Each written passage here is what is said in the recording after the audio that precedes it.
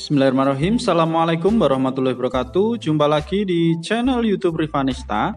Masih di sudut edukasi belajar mudah dan menyenangkan. Bagaimana kabar adik-adik semua hari ini? Semoga selalu dalam kondisi sehat ya. Karena dengan kondisi yang sehat kita bisa belajar bersama untuk membahas soal-soal dari buku penilaian Bu Pena untuk SD atau MI kelas 4 ya. Masih jilid 4C tema 6 cita-citaku. Dan jangan lupa untuk selalu berdoa agar diberikan kemudahan dan kelancaran dalam setiap kita melakukan berbagai kegiatan ya, termasuk belajar dan juga mengerjakan soal. Dan pada kesempatan kali ini akan kita lanjutkan pembahasan soal Ayo Berlatih ya. Kita sudah sampai di halaman 18 ya, muatan pelajaran IPS ya, tentang sumber daya alam yang tidak dapat diperbarui ya. Jadi sebelum kita membahas soal tentang pemanfaatan sumber daya alam yang tidak dapat diperbarui, terlebih dahulu kita ingat kembali ya, apa itu sumber daya alam yang tidak dapat diperbarui ya. Sumber daya alam yang tidak dapat diperbarui adalah sumber daya alam yang dapat habis jika digunakan secara terus menerus ya. Jadi kalau digunakan secara terus menerus dia akan habis. Contohnya apa? Nih di sini ada timah, bauksit, minyak bumi, nikel dan juga batu bara. Nah, pemanfaatan dari sumber daya alam yang tidak dapat diperbarui itu apa aja? Di sini ada contoh pemanfaatannya. Misalnya minyak bumi. Minyak bumi itu yang paling banyak sekali digunakan ya. Ini biasanya sebagian besar digunakan sebagai bahan bakar, contohnya aftur. Ini sebagai bahan bakar pesawat terbang. Kemudian bensin juga ya, jadi olahan minyak bumi itu ada aftur, ada bensin, ada parafin, ada solar ya. Itu adalah bahan olahan minyak bumi ya. Kemudian ada juga batu bara ya, batu bara ini sebagai bahan bakar industri dan rumah tangga, ini juga sumber daya alam yang tidak dapat diperbarui. Kemudian ada juga emas dan perak yang sering kita temui ya.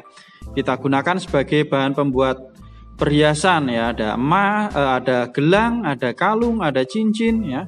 Kemudian marmer itu sebagai bahan bangunan rumah atau gedung, itu marmer, dan masih ada banyak yang lain ya, ada nikel, gas alam dan juga grafit. Ya, ini sedikit penjelasan tentang sumber daya alam yang tidak dapat diperbaharui. Oke. Sekarang kita menuju ke soal yang akan kita bahas kali ini. Ini soal yang pertama ya. Sumber daya alam yang dimanfaatkan dalam kegiatan pada gambar di samping. Jelaskan kegiatan pemanfaatannya ya. Jadi sumber daya alam apa? Nah, ini adalah kegiatan pengeboran ya, pengeboran minyak atau kilang minyak di lepas pantai ya, ini di tengah laut ya. Nah, oke, maka sumber daya alam yang digunakan ya, kita simak untuk penjelasan soal nomor 1 di halaman 18. Ya, jadi oke, sumber daya alam ya. Sumber daya alamnya adalah minyak bumi. Kemudian kegiatan pemanfaatannya di sini adalah proses pengeboran minyak bumi yang diolah menjadi bensin, kemudian solar, minyak tanah yang dimanfaatkan sebagai bahan bakar ya. Ini bensin, solar ataupun minyak tanah ini digunakan sebagai bahan bakar ya, dan sisanya itu juga bisa menjadi aspal ya. Aspal itu juga bahan olahan dari minyak bumi. Oke, kita lanjutkan ke soal berikutnya, soal nomor 2. Tuliskan macam-macam sumber daya alam apa saja yang dimanfaatkan sebagai bahan baku perhiasan. Oke, bahan baku perhiasan tadi sudah saya sedikit jelaskan ya, itu berasal dari emas ya, emas dan juga perak untuk yang nomor 2 ini ya. Sebagai bahan baku perhiasan ini juga berasal dari sumber daya alam yang tidak dapat diperbarui ya, sama kayak minyak bumi. Kemudian kita lanjutkan ke soal nomor 3. Sebutkan 3 benda di rumahmu yang merupakan hasil pemanfaatan dari sumber daya alam yang tidak dapat diperbarui dan nama sumber daya yang digunakan ya. Jadi benda di rumah itu yang berasal dari sumber daya alam yang tidak dapat diperbarui dan nama bendanya kira-kira apa ya. Kita lihat di sini untuk yang nomor 3 ya. Ada perhiasan ya, benda di rumah kita biasanya dipakai oleh ibu kita ya, atau biasanya yang perempuan itu ya. Ada cincin, ada kalung. Lah itu sumber daya alamnya berasal dari emas. Kemudian ada yang kedua ada lantai rumah ya. Di rumah kita itu biasanya ada yang terbuat dari marmer, itu juga sumber daya alam yang tidak dapat diperbarui. Kemudian ada juga pensil yang kita gunakan untuk menulis. Nah, itu berasal dari sumber daya alam yaitu grafit. Ya, jadi untuk soal halaman 18 ayo berlatih sudah kita bahas. Sekarang kita lanjutkan ke halaman berikutnya di halaman 19. Ayo berlatih halaman 19. Kita diminta untuk menceritakan kembali isi puisi ya. Di sini ada puisi.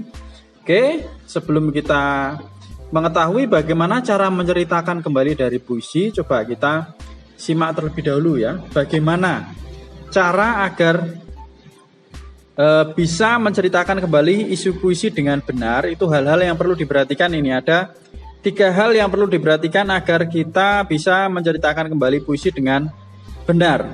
Yang pertama, cermatilah makna puisi pada setiap baitnya. Jadi setiap baitnya kita cermati maknanya itu apa ya. Kemudian yang kedua, tuliskan makna dari setiap bait puisi yang kamu baca. Jadi setelah kita cermati, kita baca, kemudian kita tulis ya maknanya itu dari tiap bait itu apa.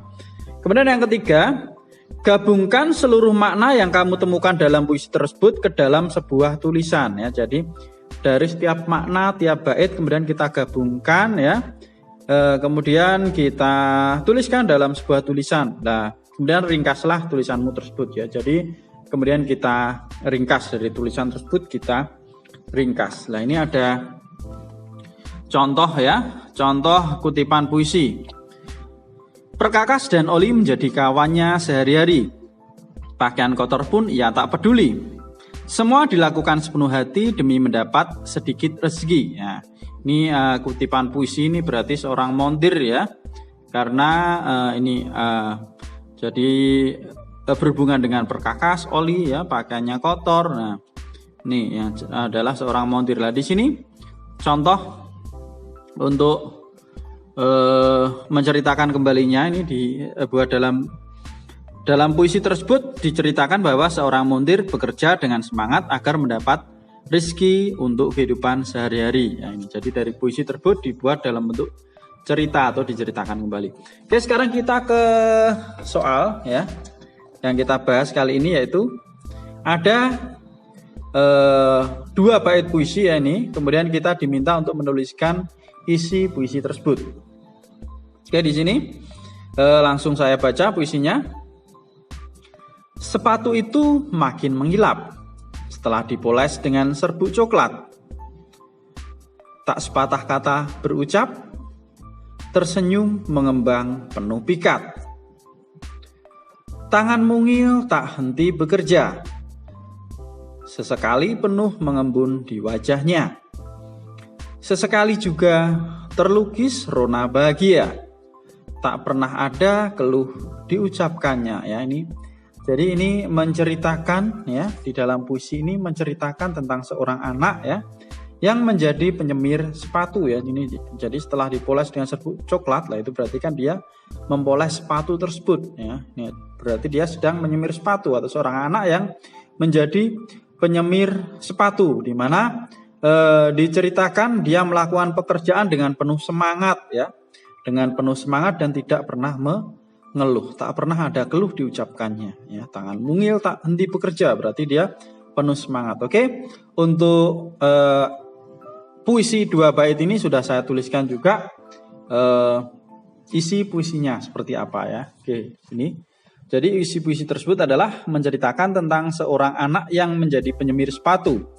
Dalam puisi tersebut juga diceritakan bahwa anak itu melakukan pekerjaan dengan semangat dan tidak pernah mengeluh. Nah, itu penjelasan untuk puisi ya, 2 bait puisi ini.